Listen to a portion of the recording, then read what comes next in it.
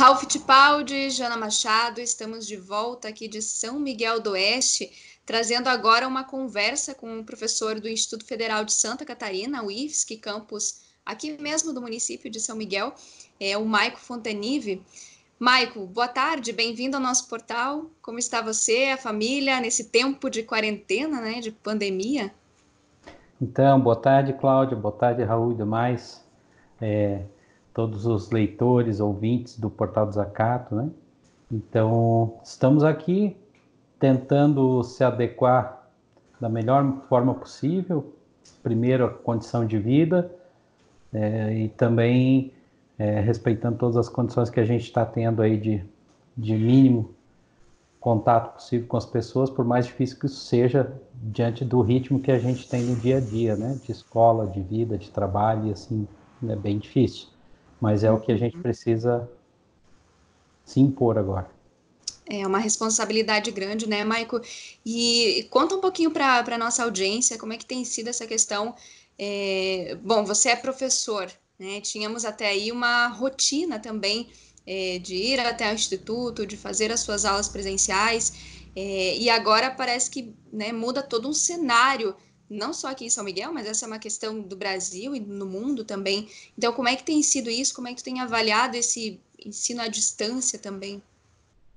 Então, primeiro que, sem qualificar nada do debate do ensino à distância, porque não tenho, né, talvez a condição, talvez não tenha essa condição de estudo para isso, mas qualificando as condições que a gente tem tido, né, impostas por esse momento, tudo muito rápido, né? A gente num dia vinha se organizando para ir segunda ou terça trabalhar e na terça tem informação de forma extremamente coerente que teríamos que nos ter um afastamento e etc. E isso gerou, primeiro, todo esse impacto de vida, né, para todos, tanto estudantes, famílias e nossa mesmo, né, de estar no dia a dia. Então esse é o primeiro grande impacto, né, que todo mundo sofreu.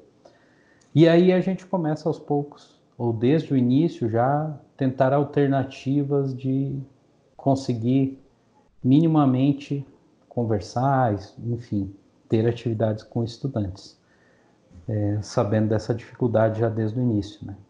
Uhum. Claro, tu mencionas aí, não vamos fazer uma avaliação se esse ensino é o melhor, é o pior, enfim, a gente não vai discutir isso hoje, mas por essa mudança também que tem acontecido aí em todo o Brasil, acho que é pertinente a gente falar também sobre essa questão do acesso, né? Porque daqui a pouco a gente já teve toda aquela PEC que a gente considerou naquele momento a PEC da morte, dos cortes nos investimentos de saúde, de educação, onde também se falou muito sobre o ensino à distância, sobre essa prática, mas na real nem todas as pessoas também conseguem ter acesso, especialmente nesse momento de pandemia. Bom, as escolas vão trabalhar agora à distância com os seus estudantes. Tu considera que isso, nesse momento de colapso, a gente pode dizer, né?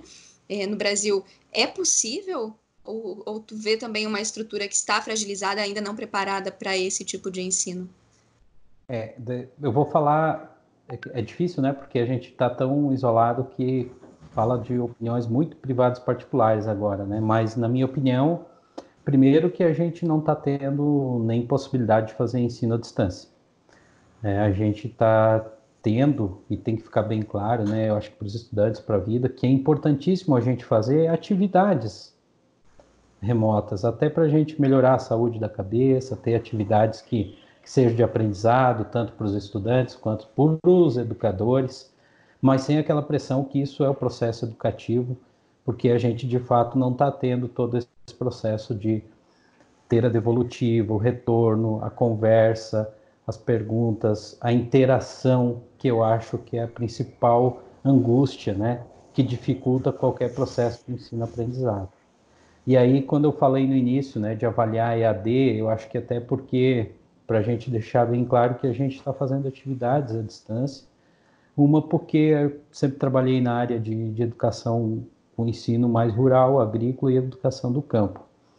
E a gente tem convicção que o acesso uma coisa é a gente ter acesso lá na roça para utilizar um WhatsApp, uma atividade, outra é ter acesso para todo esse complexo que existe na educação à distância. Então, a gente sabe que o primeiro grande problema que temos já é acesso mesmo. E a gente ainda podemos considerar vivendo em um local privilegiado do ponto de vista de recursos financeiros em geral. Mas se a gente pegar mesmo nessas regiões, os espaços periféricos na cidade e no meio rural, onde tem-se menos possibilidades financeiras, o acesso é extremamente precário. Então, a modalidade por si só é excludente.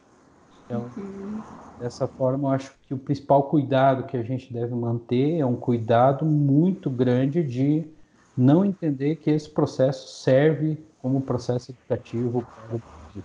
E essa é uma pressão que existia antes desse colapso todo enfrentado.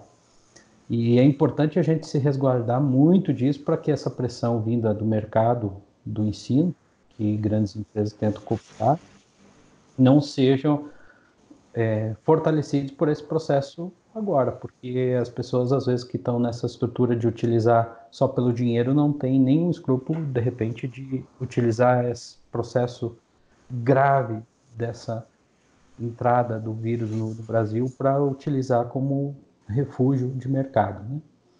Então, acho que a gente precisa deixar isso muito bem claro e sempre estar tomando cuidado para que num embalo de tentar fazer tudo, imaginar que a gente está fazendo um processo de educação. A gente está fazendo, no máximo, uma conversa, umas atividades. E precisa, tomara que a gente tenha a possibilidade, do mais breve possível, retomar esse contato de interação e de processos de educação, né, que tenham toda essa condição de gerar um aprendizado, né? Para a gente ir finalizando, Maicon, você tocou num assunto bem pertinente aí que tem relação com a educação do campo e você traz essa bagagem também de quem já atuou e atua, né, dentro desse processo educativo. Como é que tu pensa assim os reflexos disso tudo para para esse processo de educação no campo, né? De que maneira isso vai atingir os camponeses e camponesas, essa pandemia toda que ainda a gente não tem também uma previsão. A gente fala em quarentena, mas não sabemos até quando vai esse período, né? Bom, essa é a primeira, né? A gente não tem nem possibilidade de imaginar se volta 2 semanas, 3, ou um mês, ou 2, ou mais. Eu acho que algumas coisas desde já a gente começa a perceber. Uma delas é essa relação que tem de pressão para que as atividades sejam de qualquer forma encaminhadas à distância. Não vou, neste momento aqui, fazer uma crítica que a gente não deva ter atividades, pelo contrário, a gente deve ter, mas não deve considerar isso como sendo o processo final. A gente precisa ter recuperação de conteúdos e atividades para todas essas populações, principalmente as que não têm condições de estar e de acompanhar. Me preocupa algumas coisas logo aqui para frente que a gente já vai enfrentando, né? Por exemplo, este ano, teremos Enem ou não teremos Enem? Como que fica a competitividade de quem está o tempo inteiro com todos os acessos, com quem praticamente está no processo de isolamento, né, desse processo de aprendizado? Enfim, só para dar um exemplo como é complexo para frente, como isso pode tornar mais desigual ainda, né? Imaginando, nem vou tocar aqui no histórico da grande diferença que tem no acesso à educação para as populações rurais, é quase tudo a metade, né? Na população rural, é a metade dos professores que têm graduação do que os da cidade, é a metade deles que têm ensino médio do que na cidade, da população do campo. É o dobro de pessoas analfabetas no campo do que na cidade.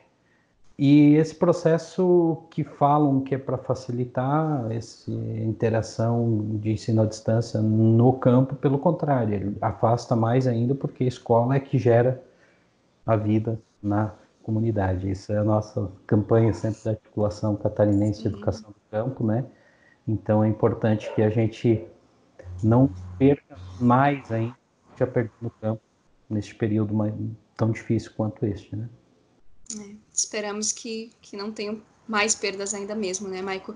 Eu vou te agradecendo aí pela tua fala também, que eu acho que vem a contribuir muito nesse momento aí que a gente está passando. Esperamos nos encontrar em breve aqui nesse espaço. Aliás, pessoalmente, né? Que é sempre melhor a gente trazer as entrevistas ao vivo pessoalmente. Então, esperamos que esse momento chegue logo, Maico. Um abração aí para vocês. Obrigado pela oportunidade. Um abração remoto neste momento. Tomara que logo um abraço mais próximo, como você falou.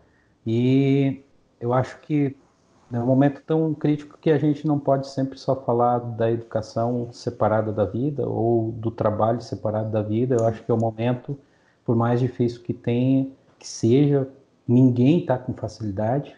Agora é um momento de ter atividades para ocupar a cabeça, para a gente não adoecer também o corpo pela cabeça, né? Estudar, ler, fazer as atividades e o mais breve possível ter uma vida o mais próximo daquilo que a gente vinha tendo, né? É Um isso, abraço é isso. a todos aí. Abração. Ralph Tipaldi e Jana Machado, é com vocês aí.